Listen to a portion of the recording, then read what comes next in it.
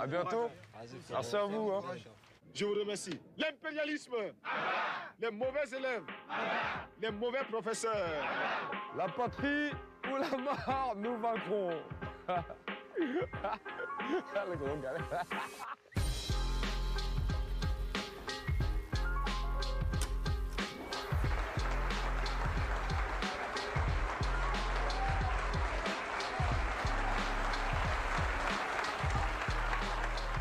Camarades, en avant pour la libération de l'Afrique, la patrie ou la mort, nous vaincrons. Moi, ce que j'aime bien dans Thomas Sankara, c'est son verbe. Il avait des punchlines, comme on dit nous. Ce qu'il nous reste à faire, c'est la révolution. Nous devons être fiers d'être noirs. Thomas Sankara, ça rime avec fierté et dignité, en fait. Le colonialisme, l'impérialisme. Ces genres de personnages-là, ils passent une fois tous les 100 ans. La femme est une femme révolutionnaire, authentiquement révolutionnaire. Défendre la femme coûte que coûte. On avait un modèle parfait de féminisme ici même au Burkina Faso. On a forcément des ennemis et ils sont nombreux. Ces ennemis, c'est d'abord le capitalisme international. Sankara, ce qui était bien, c'est qu'on s'ennuyait pas, quoi. Et c'est pas la politique de faux cul, appuyer là où ça faisait mal, quoi. C'est digne d'un roman, c'est digne d'un film, tu vois, c'est Hollywood presque. La patrie ou la mort, nous vaincrons.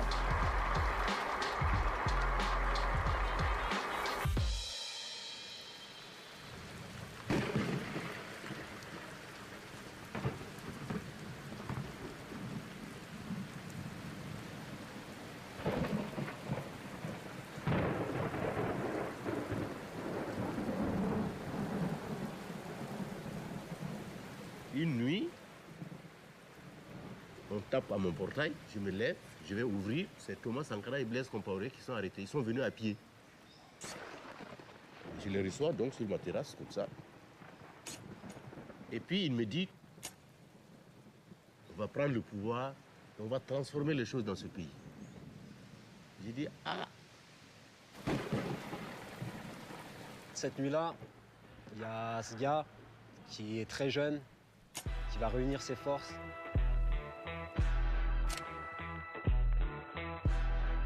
Et qui va prendre le pouvoir et qui va constituer une équipe de jeunes incorruptibles pour révolutionner son pays. Allez, parle-nous de notre enfoiré de Blaise. Avec ses compagnons qui étaient Blaise Compaoré, ils ont préparé le coup d'État.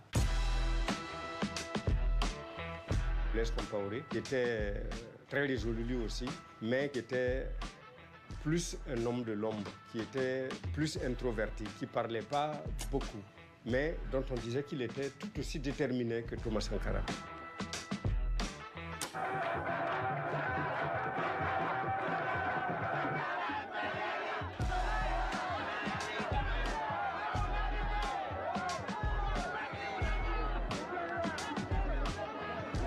Je pense que je mourrai avec cette image du militaire frêle, très déterminé dans le ton et le regard, qui a pris la parole pour annoncer qu'aujourd'hui, 4 août 1983, on instaurait la révolution.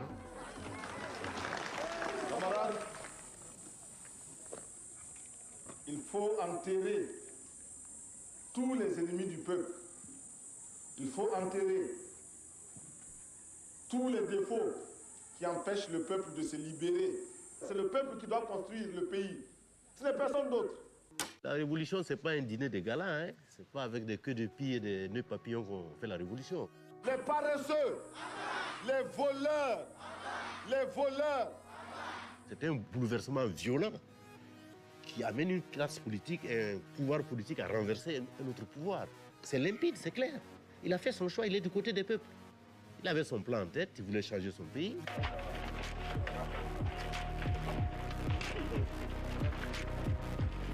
La révolution est permanente. La révolution est victoire.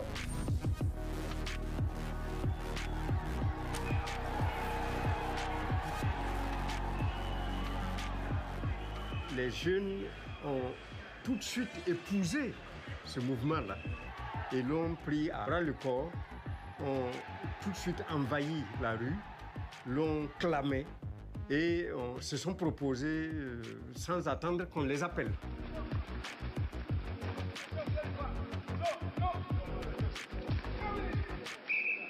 En Afrique, jamais un pouvoir ne s'appuie sur la jeunesse. Tous les dirigeants du pays ont une trentaine d'années, ce qui ne se reproduira plus jamais jusqu'à maintenant.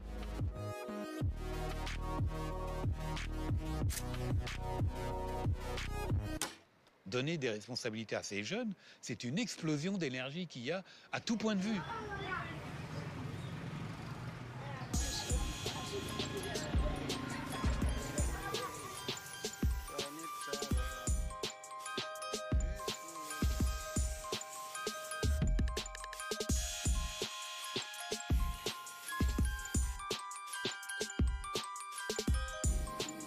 Le portrait de Sankara, j'ai tellement fait ça des milliers de fois que je me souviens de chaque détail de son visage, les yeux, le nez, les oreilles, surtout le béret qui est l'élément important. C'est clair que nous nous réclamons héritiers de Sankara, nous nous réclamons révolutionnaires, nous nous réclamons artistes engagés. C'est pour ça que nous prenons le risque de matérialiser son visage parce qu'il n'y a pas longtemps, on ne pouvait pas le faire. Tu vois ce qu'il a écrit? Défense d'oublier. On n'a pas le droit d'oublier cet homme. La patrie ou la mort nous vaincront, c'est l'une des phrases. Quand on finit de la réciter, on a l'impression qu'il y a une énergie qui traverse le corps. Aujourd'hui, on n'a pas un autre repère. Sankara, il est plus que jamais présent dans l'esprit de la jeunesse africaine. La patrie ou la mort nous vaincront.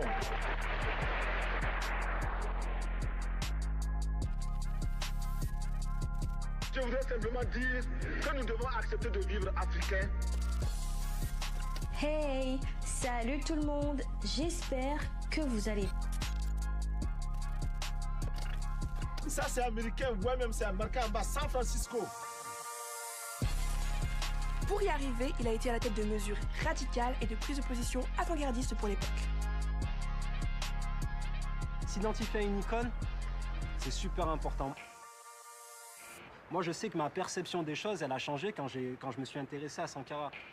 Tous les Noirs, à un moment donné, ils se posent la question d'où on vient, qui sont nos héros, où est-ce qu'on va, comment on peut arranger les choses. À un moment donné, tous les Noirs se posent cette question, en tout cas en France. J'avais tellement à apprendre de Thomas Sankara et je ne le savais pas. C'est des choses que j'ai apprises sur le tard. Parce que c'est des choses qu'on n'apprend pas à l'école française. En étant né ici, c'est juste que j'ai toujours eu une seule version de l'histoire et que forcément, je me suis accrochée à celle-ci. Et quand j'ai découvert Sankara, ça a remis en fait à zéro un peu toutes mes références, notamment sur le féminisme.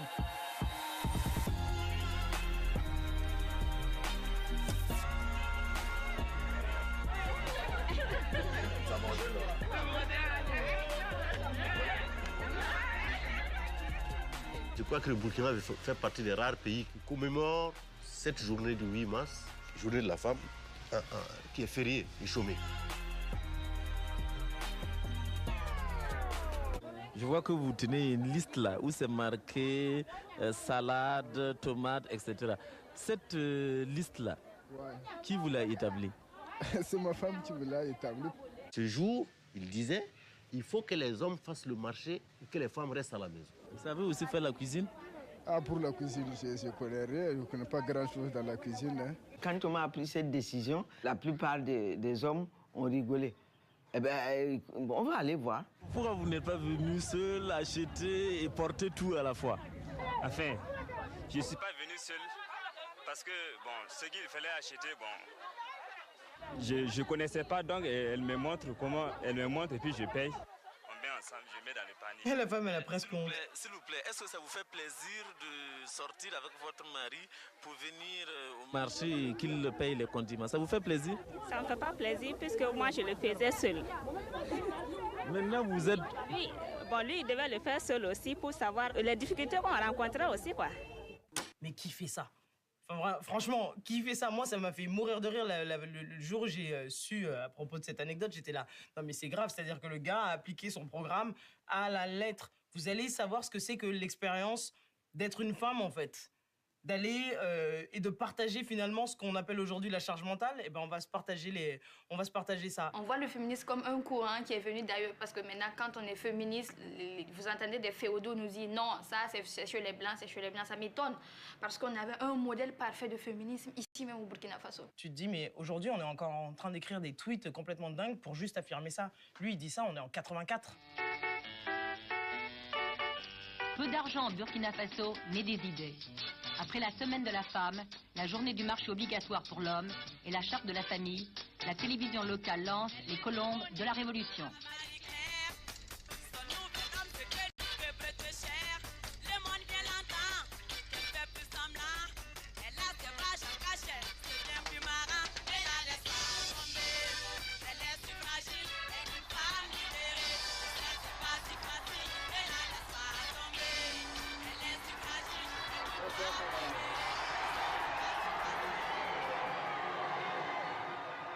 Vive la femme révolutionnaire voltaïque! La surprise vient du fait que c'est en Afrique qu'un président donne des leçons de ce qui doit être l'évolution du monde, notamment dans ce domaine-là de l'égalité homme-femme. C'est inédit. Je ne serai pas long ce soir parce qu'il se fait d'abord trop tard, mais aussi parce que les maris réactionnaires attendent que vous veniez faire la cuisine pour eux. Ça, les gens croient que c'est pas surjoué, c'est nature comme ça. C'est la nature de Thomas. Camarades, il faut affirmer que la femme voltaïque est une femme révolutionnaire, authentiquement révolutionnaire. Le premier gouvernement, je crois que les 30% de femmes étaient déjà un acquis.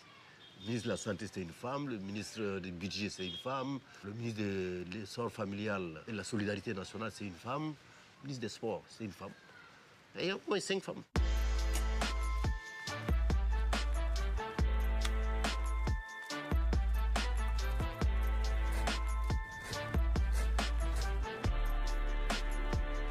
Nous devons donner à chaque femme le moyen de gagner honnêtement et dignement sa vie. Les mesures sont étudiées pour permettre aux femmes de recevoir de leur mari, par l'intermédiaire de l'État, ce que nous allons appeler le salaire vital. Le salaire de l'homme se partagera désormais avec sa femme et ses enfants, au détriment de la bière, au détriment des bars. L'impérialisme, les maris qui battent les femmes, les maris qui torturent les femmes, la patrie ou la mort. La femme africaine, c'est celle qui s'occupe du foyer. Moi, j'ai été élevé par ma mère. Je suis né à une époque où les pères africains n'étaient pas trop présents, ou alors ils avaient tendance un petit peu à bifurquer. Et c'est vrai qu'on s'appuie beaucoup, énormément en fait, sur le rôle de la maman. En fait. Et je pense que Thomas Sankara, il devait avoir cette fibre où il disait que la femme, elle a une importance capitale. Je pense que son enfance, elle a été marquée par sa maman.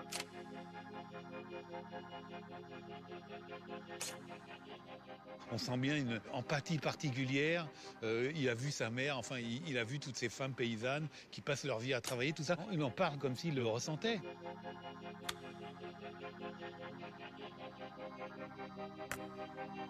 La sensibilité qu'il avait vis-à-vis de la libération de la femme était à fleur de peau. Et dans tous ses discours, il l'exposait. Dans une même famille de 2 élèves, une fille et un garçon, quand ils finissent, quand ils rentrent à la maison, la fille, elle a des travaux, elle doit faire la cuisine, elle doit aider sa mère à faire ceci et cela. Le garçon, lui, sort pour aller s'amuser et ne revient le soir que pour manger. Je pense que cette tradition qui avait pour ambition de faire de la femme un être qui doit rester à la maison et s'occuper des enfants, de la famille, a même été attaquée pour la première fois au Burkina Faso par Thomas Sankara. À l'école même, quand les filles sont en grossesse ou des choses comme ça, on les renvoie, n'est-ce pas? On les exclut. On le laisse, lui, le garçon. Donc, le garçon peut faire autant d'enfants qu'il veut. Dès la 6e, s'il veut, il commence à faire des enfants jusqu'en terminale. On ne le renverra jamais. Mais la fille, même si elle est à 1 jour de son bac, elle fait un enfant, allez, renvoyer. Bon, il faut, à ce niveau-là aussi, par une éducation sexuelle, apprendre aux filles et aux garçons, chacun, à connaître les dangers, les risques et de tel ou tel acte. Tu es en retard. Moins 5.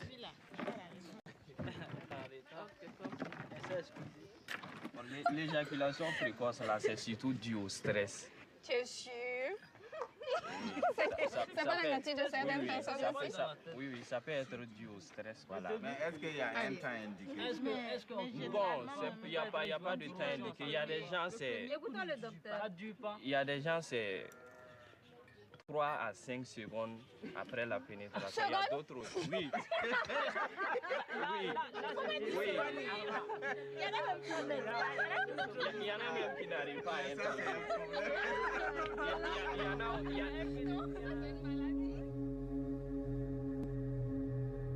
Thomas Sankara disait qu'on ne peut pas changer les choses sans une dose de folie. Pour moi, porter le voile et parler de sexualité, c'est ma dose de folie à moi aussi. Donc, vous pouvez considérer ça comme une révolution. Pour moi, ça reste une nécessité.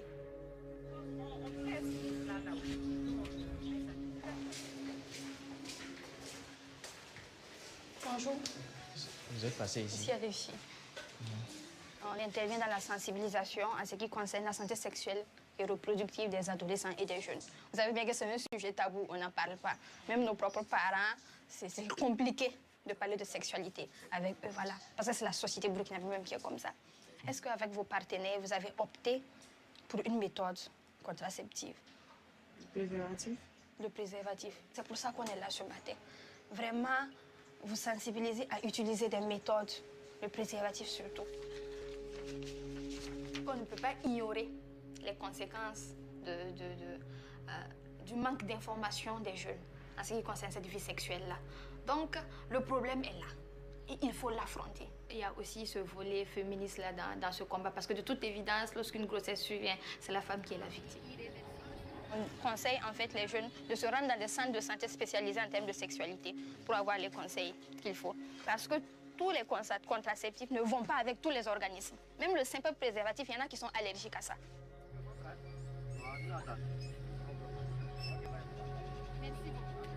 Prendre la parole, c'est prendre le pouvoir.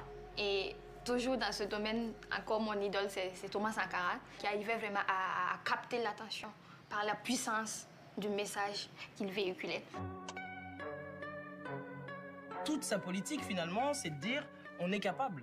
On est capable d'avoir une autonomie en termes d'agriculture. On est capable de lancer de nouveaux projets. On parlait du féminisme. On est capable. Et même l'écologie. C'est-à-dire que le type, il était tellement en avance sur son temps.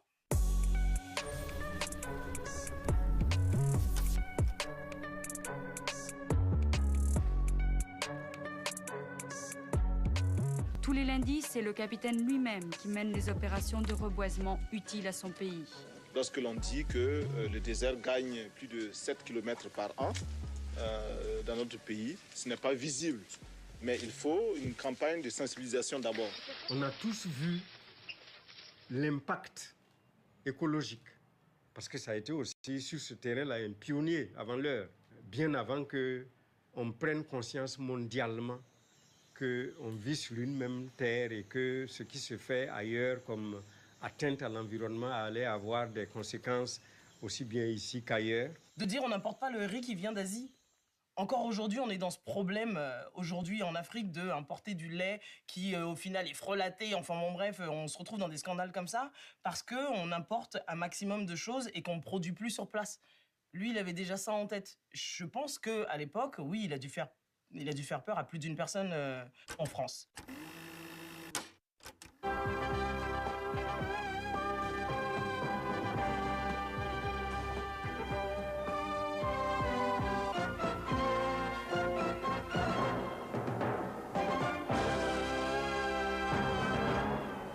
La participation du camarade président à la conférence internationale sur l'arbre et la forêt est une occasion pour relancer le dialogue avec la France. Dans l'amphithéâtre de la Sorbonne, beaucoup de regards sur le capitaine Sankara. Le capitaine Sankara a dénoncé courageusement l'égoïsme des plus nantis vis-à-vis des pays victimes des catastrophes naturelles. Le pillage colonial a décimé nos forêts sans la moindre pensée réparatrice pour nos lendemains. Nous voulons donc affirmer que la lutte contre la désertification est une lutte pour l'équilibre entre l'homme, la nature et la société. Aujourd'hui, on est sensible à l'écologie. Sauf que lui, ses problèmes, ils étaient là déjà. La sécheresse, elle était là. La déforestation, elle était là. Lui, il a répondu directement aux soucis qui se posaient devant lui, parce que c'était vital. C'est vrai que c'est très actuel, hein. C'est vrai que c'est un visionnaire. On peut voir un message messianique hein, dans son discours. Et moi, je pense que c'est la nécessité surtout. Il sera interdit de couper le bois. Désormais, tout véhicule transportant du bois sera arrêté. Et des amendes lourdes seront prononcées contre le propriétaire du véhicule. Et nous permettrons ainsi à la nature de se reproduire de façon harmonieuse. Ici, on a vu qu'en quelque temps, même des espèces de faune, etc., qui avaient disparu, étaient revenues dans certains villages. Moi, dans mon propre village, les gens ont vu qu'en 4 années où il n'y a pas eu cette coupe abusive du bois, etc., on a vu la régénérescence du sol. C'est l'avenir qui se dessine. Et Thomas était un pionnier. Bon, voilà, vous êtes là avec la publicité Levi's. Faites la publicité de Levi's. Bon, c'est bien. Je vois le blue jean, le jean avec c'est bien cousu là, Levi's. C'est bien. Mais ça, c'est américain. Ouais, même c'est américain en bas. San Francisco. C'est écrit San Francisco. Qu'est-ce que vous voulez qu'on fasse? Comment on va faire?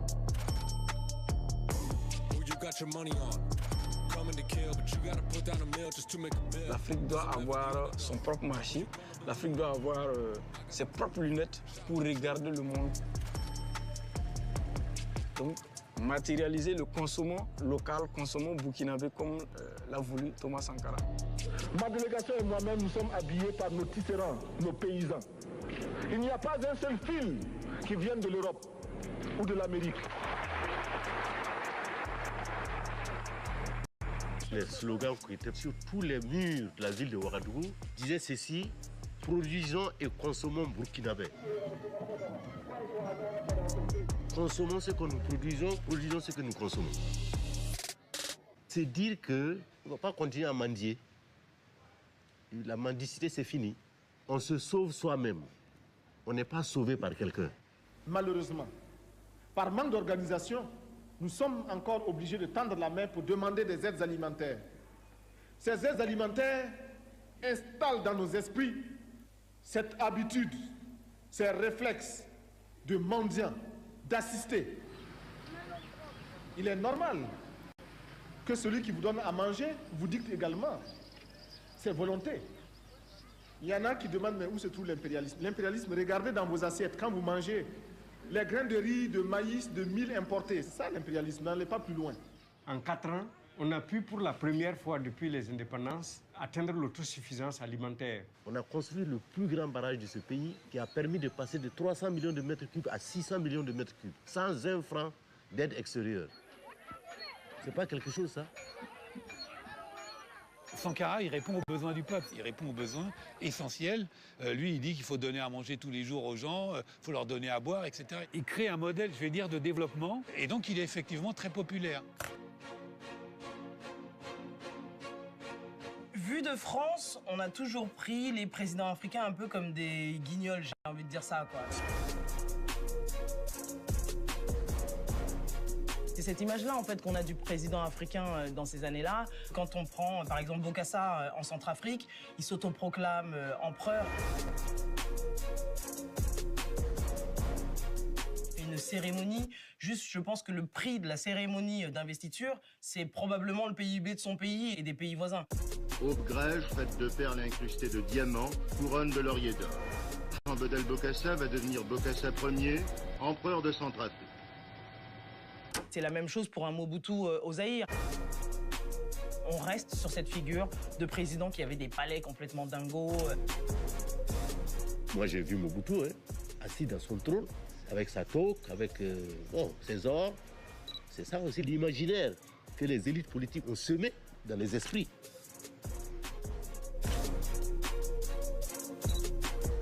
Moi, un président africain, dans ma tête, franchement, c'est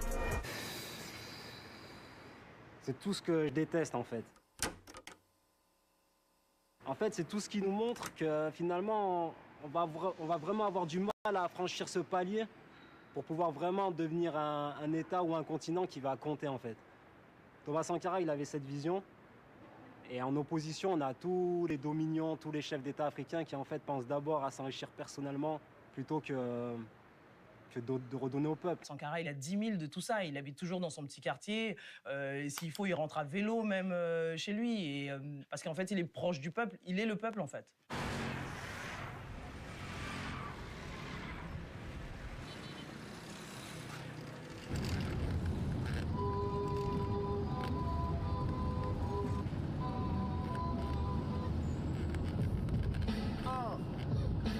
Harry Potter, yeah, check 1, 2, nodé à la prod, check 1, 2, c'est ça même, yeah, ce putain de rap on néglige mais il avance et n'écoute pas les aiguilles qui viennent te dire. Pourquoi le Burkina Faso? Pourquoi avoir voulu changer le nom de la Haute-Volta? C'est un nom qui ne nous renvoie qu'à un passé colonialiste. Par contre, Burkina Faso est un nom puisé dans le terroir même, qui a une signification dans notre langue. Qui veut dire patrie des hommes honnêtes.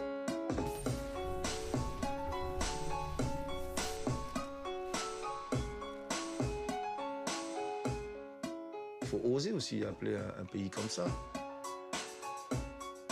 Il faut dire que franchement, c'est 1000 fois mieux que Haute-Volta. On nous appelait des voltaïques comme les piles photovoltaïques. C'est pas très héritage du colonialisme français.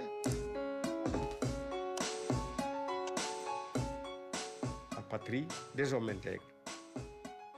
Tout de suite, tout le monde le comprend. Tout le monde l'a accepté.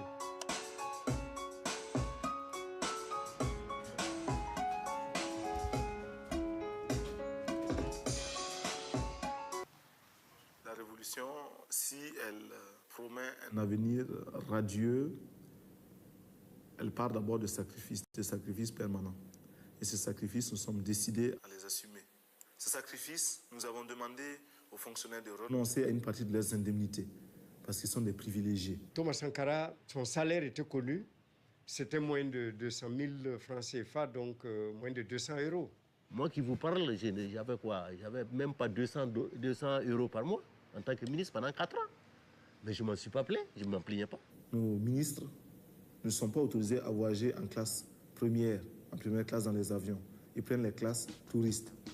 Et même quand il est possible de voyager par les avions charter, nous le faisons. Ce soir, sur notre plateau, une invitée de marque. Plus belle que jamais, raffinée dans les moindres détails, super équipée des pieds à la tête. Quelle ligne!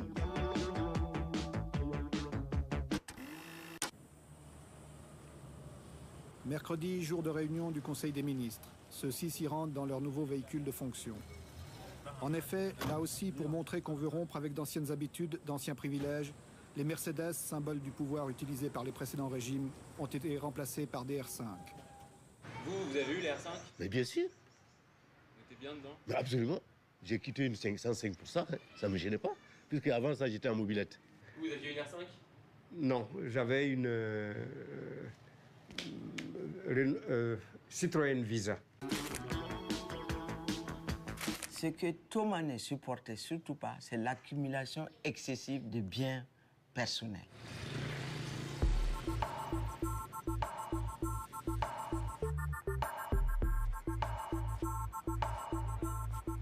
La maison paternelle est toujours là, vous pouvez la voir encore dans le quartier d'Apoya.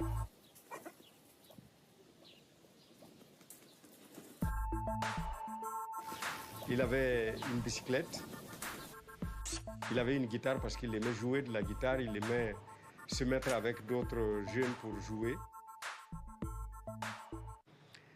Et je crois que c'était tout. C'est quand même ouf qu'un gars, il ait décidé de s'appauvrir, de galérer, de donner sa vie, de faire avancer les choses. C'est un homme qui était vraiment sensible à la misère de son peuple. Et il disait dans ce sens, par exemple, qu'il faut choisir entre le champagne pour quelques-uns et l'eau potable pour tous. C'est lui qui l'a dit.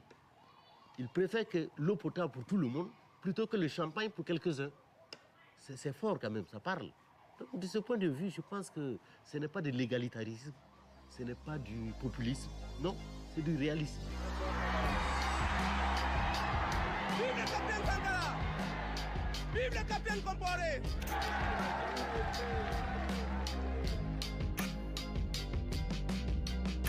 Ils sont montés au pouvoir très jeunes, ça bouillonnait de partout. Il fallait expérimenter toutes les idées. Et je crois que ça allait un peu trop vite. Il a fait plein de petites erreurs, en fait.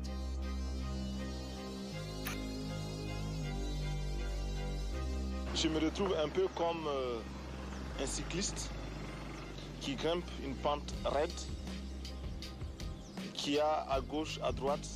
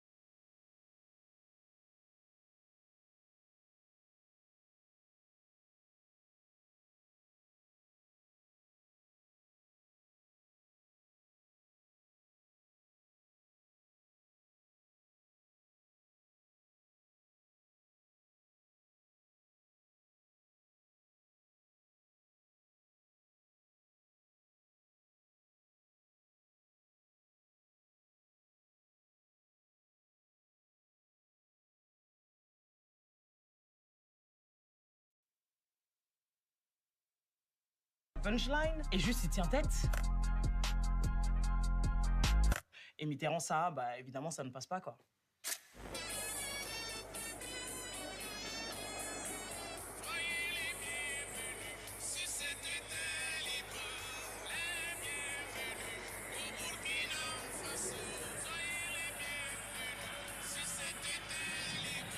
Monsieur le Président, bienvenue au Burkina Faso.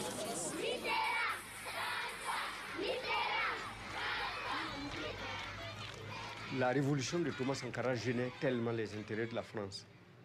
Elle avait tout à perdre en perdant le Burkina. L'occasion pour le capitaine Sankara de montrer à François Mitterrand les premiers succès de sa fougue révolutionnaire. Le tout ponctué d'une touche de sympathie, le papa blanc devenant ici, dans la bouche des enfants, un affectueux tonton.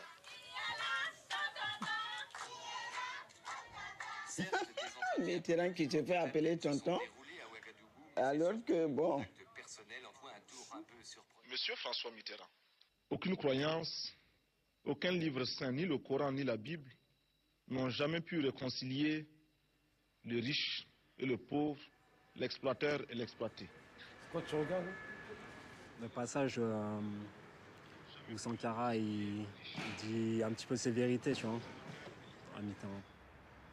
Nous ne demandons pas que, comme cela a été le cas déjà, que des autorités françaises viennent s'acoquiner avec des autorités burkinabées, africaines.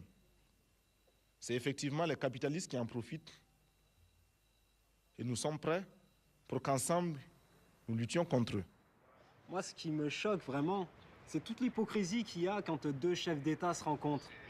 Et là, on a un gars comme Sankara qui va droit au but, alors qu'il a en face de lui quand même, c'est Mitterrand. C'est quand même, c'est le chef en fait. Il a cité tous les terrains politiques sur lesquels lui il diverge avec le comportement de la France. Il y est allé avec le ton qu'on a connu, où cette formule est sortie, où il reprochait à la France de soutenir le régime d'apartheid en Afrique du Sud. Monsieur François Mitterrand, nous n'avons pas compris comment des bandits, des tueurs comme Peter Botha ont eu le droit de parcourir la France si belle et si propre. Ils l'ont taché.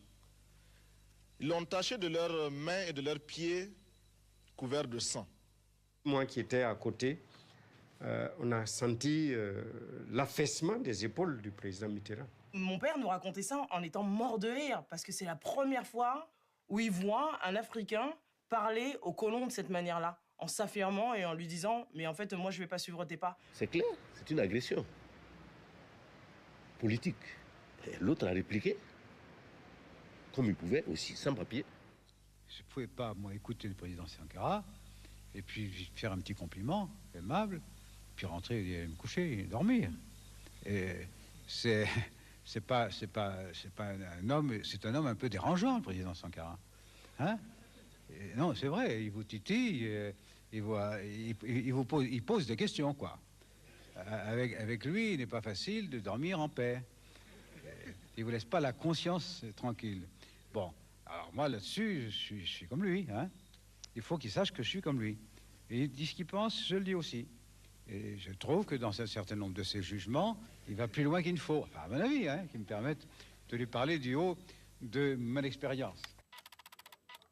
Pour la France-Afrique, c'est pas le modèle qu'il lui fallait. La France veut préserver à tout prix ses intérêts. Elle se conduit exactement comme si c'était encore une colonie. On a quelqu'un en fait qui dit non. Il dit ça, cette époque-là, pour moi, en tout cas pour ma part, pour mon pays, c'est terminé.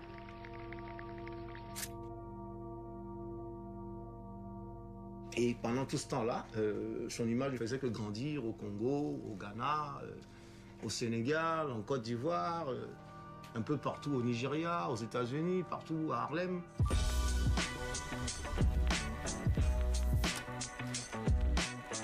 Je parle au nom de ces millions d'êtres qui sont dans les ghettos.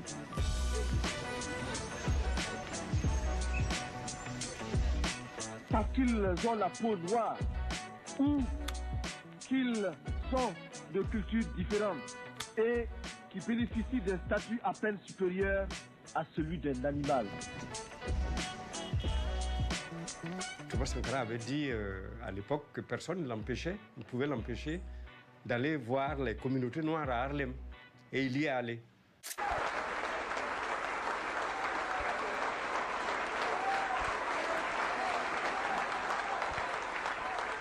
L'impérialisme, le néocolonialisme, le racisme, gloire, dignité, pouvoir, la patrie ou la mort. Merci camarades. La rencontre à Harlem n'était pas vraiment dans le programme officiel. Et les services de protection américains n'ont jamais eu autant de difficultés à protéger un chef d'État qu'avec Sankara. Notre Maison Blanche se trouve dans le Harlem noir. That's what I said, and I will repeat myself. My White House is in the Black Harlem. Ah, parce qu'il a des punchlines. Il a des punchlines. On a dit votre maison blanche, vous l'avez faite là où il y a le plus de noirs. Ça, il a dit ça pour tout le monde. C'est vrai, j'écoute ça. Ah, elle est mortelle. Elle est mortelle. Il n'y a jamais un rappeur qui a écrit ça. Nous devons être fiers d'être noirs. You have to be proud to be black.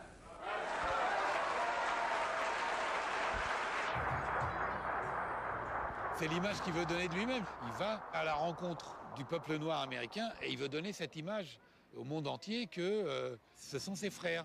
Ils sont exploités par les Américains, ce sont des victimes, et donc il va les voir et il leur fait un discours, on va dire, anti-impérialiste. On n'est plus dans une lutte où on pense qu'au peuple burkinabé, en fait.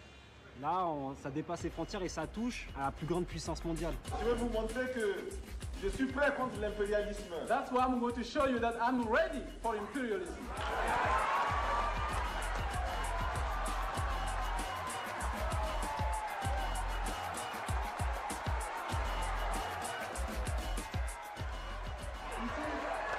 Ce sont des balles réelles.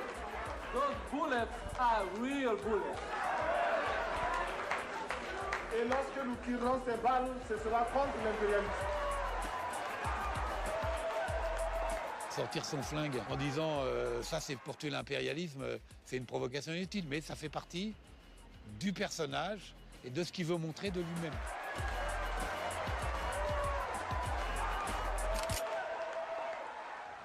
Une fois que son message il a dépassé les frontières, ça peut gangréner le monde entier en fait. Tous les opprimés, toutes les minorités, tous ceux qui sont oppressés par un système, ils peuvent prendre exemple sur un homme qui a voulu se lever.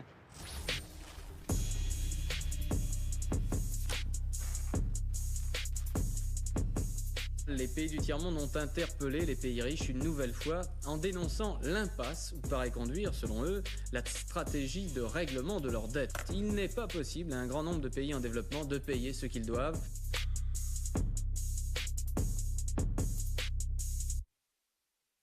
Que la dette ne saurait être payée. Qui ici ne souhaite pas que la dette soit purement et simplement effacée? Celui qui ne le souhaite pas, il peut sortir, prendre son avion et aller tout de suite à la Banque mondiale payer. Tous nous souhaitons. J'étais là, dans la salle à Addis Abeba. Je voyais dans le regard de certains chefs d'État toute l'admiration. Ça a été terrible. Nous ne sommes pas responsables de la dette. Qui a sauvé l'Europe? C'est l'Afrique. Nos anciens combattants ont sauvé l'Europe et finalement ont permis au monde de se débarrasser du nazisme. C'est la dette de sang. C'est l'Occident qui nous doit. Nous ne devons rien à personne. Il n'y a pas un morceau de terre dans le monde où un nègre n'a pas sué, n'est pas mort pour que les autres vivent bien. Il n'y en a pas. Qu'on ne vienne pas me dire aujourd'hui que je dois quelque chose à quelqu'un. C'est nous qui avons servi les autres. Mais aujourd'hui, où on s'assoit ensemble à table, où c'est nous qui nous faisons servir, ça suffit. Il a compris le rapport de force mondiale. Il s'est dit, je crache mon venin, advienne que pourra. Je voudrais que notre conférence adopte la nécessité de dire clairement que nous ne pouvons pas payer la dette. Non pas dans un esprit belliqueux, belliciste. Ceci pour éviter que nous n'allions individuellement nous faire assassiner. Hey, bien le bonjour depuis Ouaga. Et je vous le dis, on va arrêter de vous regarder. Nous, maintenant, la voie, elle est tracée, on y va. Là, il devenait beaucoup trop big. C'est-à-dire que d'un coup d'un seul, tu es en train de dire à tous les autres pays, vous pouvez continuer de traiter avec tous ces gens, mais vous pouvez aussi dire non. Et si on est 10 à dire non, là, forcément, c'est sûr que la dette, on ne va pas la payer.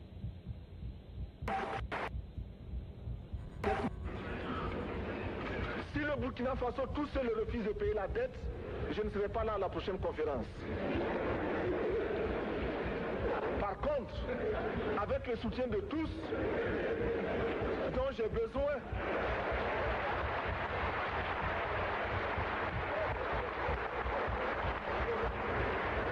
avec le soutien de tous, nous pourrons éviter de payer. Sur la dette, c'était la goutte d'eau. J'ai le sentiment qu'il a peut-être signé son arrêt de mort à partir de ce discours. Je vous remercie, Monsieur le Président. La patrie ou la mort, nous vaincrons.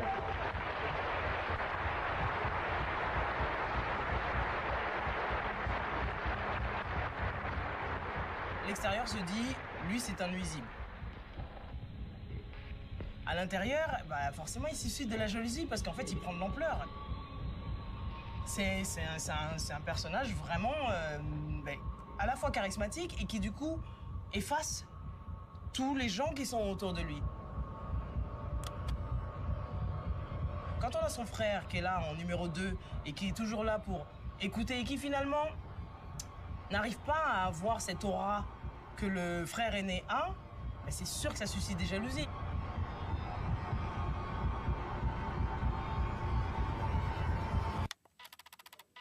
On est souvent jaloux de son frère. Hein. Et Blaise savait que Sankara, vivant, il ne pourrait jamais régner. Le jour où vous attendez que Blaise prépare un coup d'État contre moi, ce ne sera pas la peine de chercher à vous y opposer ou même de me prévenir. Ça voudrait dire que c'est trop tard et que ce sera imparable. Il le connaît tellement de choses souvent. Personne ne peut me protéger contre lui s'il voulait s'attaquer à moi. Il a contre moi des armes que vous ignorez. Donc, s'il prépare un coup d'État, il faut là être vraiment fataliste. Il faut se laisser aller. C'est imparable. C'est digne d'un roman, c'est digne d'un film, tu vois, c'est Hollywood presque. Ils auraient dû arrêter Blaise Compaoré. Ils auraient dû l'arrêter. Il y a beaucoup de personnes qui sont venues le voir pour lui dire fais attention, il y a Blaise qui est en train de comploter contre toi. Et là, Thomas Sankara, il a dit moi c'est mon ami, je le tuerai jamais. Je fais partie de ceux qui poussaient au crime. Je suis apparu dans son bureau en furie, énervé que j'étais. J'ai dit mais qu'est-ce que tu fais? On t'a connu battant. Comment se fait-il que tu laisses Blaise faire ce qu'il est en train de faire? La réponse m'a été, je me bats, mais je ne me salirai jamais les mains. Jamais.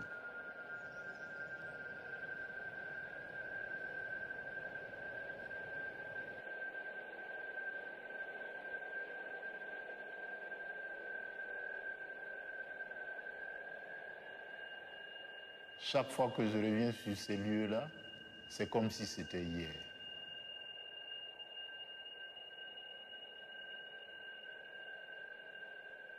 Un commando démarre de la maison de Blaise Compaoré. Et ce sont des hommes qui font partie de sa garde rapprochée. Ils sont 12. Ils sont armés de Kalachnikov. Ils rentrent au Conseil de l'Entente, où Sankara a prévu une réunion avec plusieurs de ses collaborateurs. Ils arrivent, ils tirent sur tout ce qui bouge, et en particulier sur la garde rapprochée de Thomas Sankara. Ils rentrent dans le pavillon. Le président était assis par là, et nous autres, on était assis comme ça. Moi, j'étais assis au bout ici. Voilà. Le président est sorti. C'est d'ici qu'il s'est levé, ici. Il s'est levé, tiré son survêtement vers le bas. Et il est sorti. Le premier, les mains en main. Sans armes.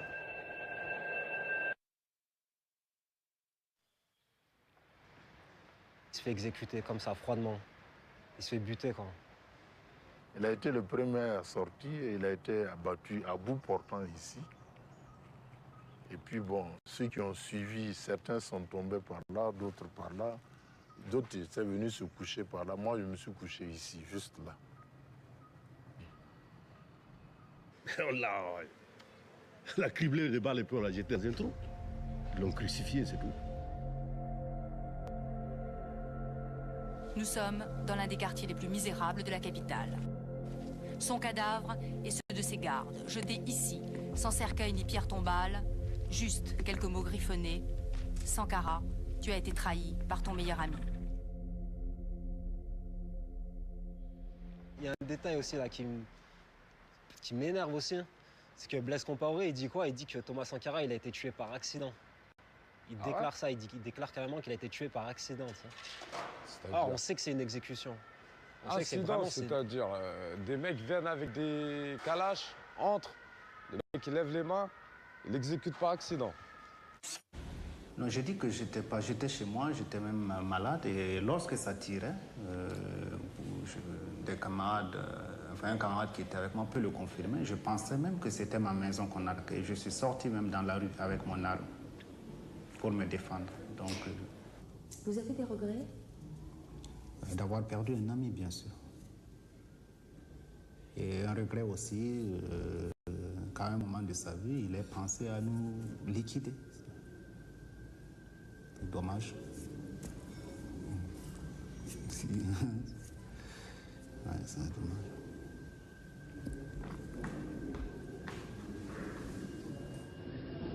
Dommage. T'as l'impression de voir un oncle qui ment, tu sais? Mais tu connais ton oncle, donc tu sais qu'il ment. C'est fou, en fait.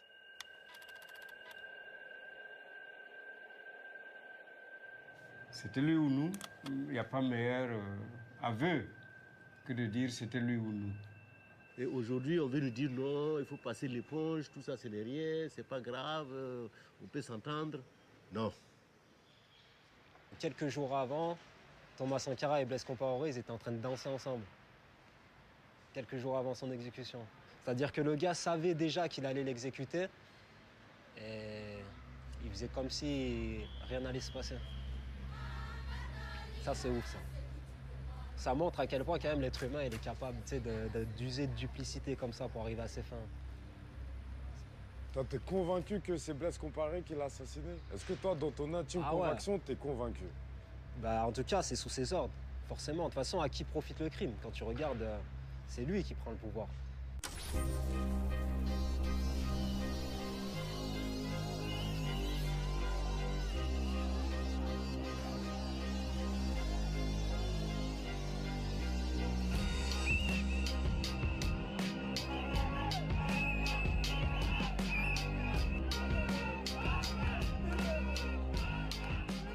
L'histoire, elle est marrante, quoi. C'est-à-dire que quand on décide de sortir Compaoré, les premières qui sortent, c'est les femmes avec leur spatule et qui disent tu... Tire avec des calibres. Non, non, non, non, non, non, non. En 2014, va se lever une insurrection populaire massive.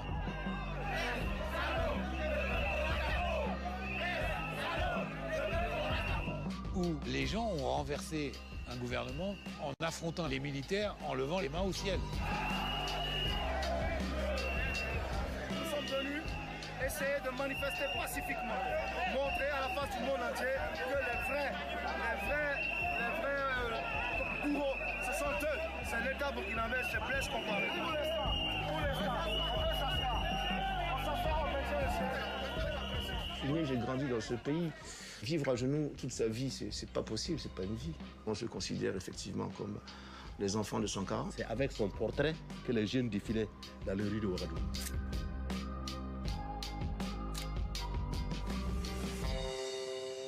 Donc il a été réhabilité comme ça se doit.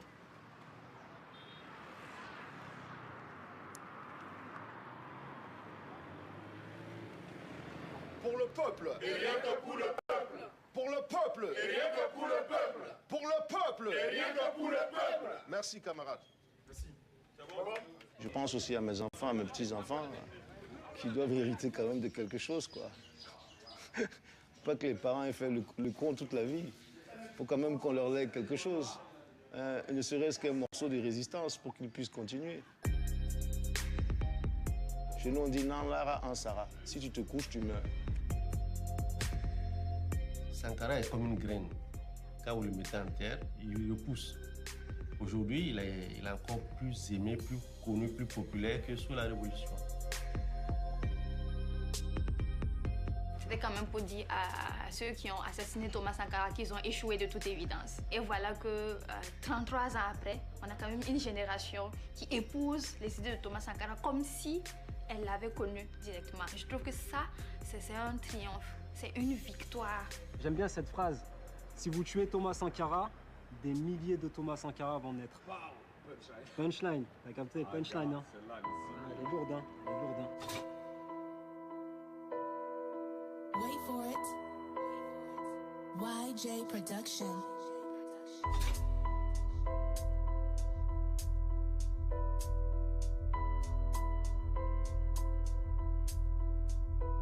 Ça met des bâtons dans les roues, donc ça parle à bâton rompu. Dis-leur que les jeunesses de Sankara ne se tairont plus. Voilà un chef d'État comme les Africains n'auront plus, à cause de traite comme Blaise Compaoré le corrompu.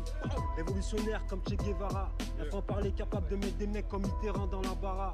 Et y a de la haine ici comme dans beaucoup d'endroits, parce qu'au pays des droits de l'homme, j'ai pas vu beaucoup d'hommes droits. Un traité derrière chaque billet, donc on voit l'Afrique spiller. Bien sûr qu'à la place du cœur, certains ont de la glace pilée. Le peuple meurt de faim pendant que l'argent est gaspillé. Donc c'est la patrie ou la mort, Thomas Sankara. Thomas Sankara.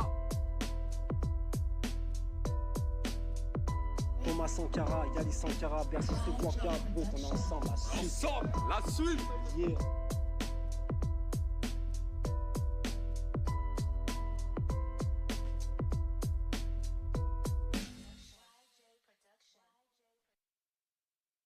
« 15 octobre 1980 »